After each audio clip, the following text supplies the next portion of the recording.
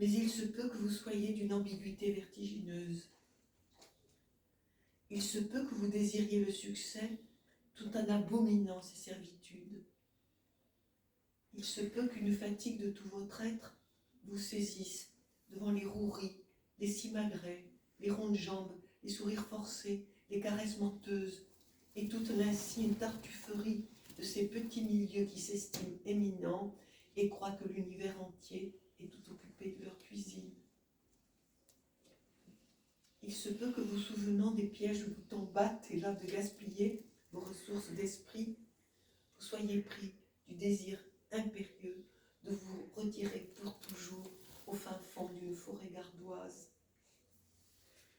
Il se peut que sans vous prétendre meilleur ou meilleur qu'une autre, vous n'ayez pas de goût pour le tapin, et pour les laisses autour du cou, et pour les simulacres et les mensonges, les vôtres comme ceux des autres. Il se peut que vous considériez que l'âme s'enlaidit là où la poésie s'efface, et que vous ne puissiez vous résoudre à supporter cette laideur. Il se peut que vous vous sentiez foncièrement étranger à ce monde que je viens d'évoquer, et que de surcroît, vous vous en contrefoutiez comme de votre première chemise. Il se peut qu'une très ancienne fierté vous habite, et qu'une joie de vivre et un désir de créer parfaitement injustifié vous maintiennent debout et aussi droit qu'un arbre. Il se peut, tout bonnement, que vous souhaitiez être estimé par des personnes estimables, plutôt que d'espérer l'inconstant plébiscite des foules et la bénédiction de quelques puissants dont les pratiques vous répugnent. Il se peut que... Je saute un peu, non, c'est pas trop long. Il se peut que vous pensiez que la littérature n'est au service d'aucun maître. Trait qui vient confirmer sa nature diabolique, si non serviam est, et comme on le dit, la devise du démon. Il se peut que vous n'ayez ni les manières, ni la morale exigée dans ce présent essai, et que vous en portiez formidablement bien.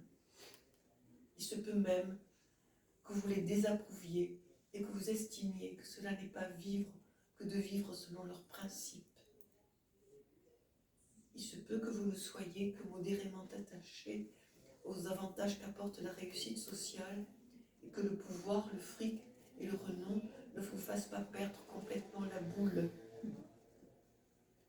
Il se peut enfin que plutôt que de vous faire un nom, N-O-M, vous préfériez vous faire un nom, N-O-N, merci René Daumal, un nom à l'épate et à la vantardise, pour reprendre les mots de Balzac, un nom à être gouverné par autre chose, par soi-même.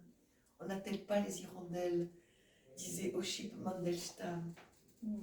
Un nom aux lois qui mènent censément au succès en vous mordant le cœur et en vous broyant l'âme. Un nom à ces livres sans nerfs, sans eau, sans chair, sans poids, ces livres sans bonté, sans joie, sans rage et sans exultation, ces livres sans épines, ces livres sans arête, ces livres bien prudents, bien polis, bien proprés, bien nippés, bien peignés, pommadés, ces livres écrits à l'eau tiède, à l'usage des tièdes, et qui châtrent, affadissent et dévoient toutes les choses qui nombent, et un nom véhément à cette idée que la littérature et ses littérateurs seraient ces vendus que cet essai complaisamment évoque. Car il se peut que vous pensiez encore que les vrais livres doivent être les enfants non du grand jour et de la causerie, mais de l'obscurité et du silence. Si tel est votre cas, reprenez le maquis et jetez loin ce livre.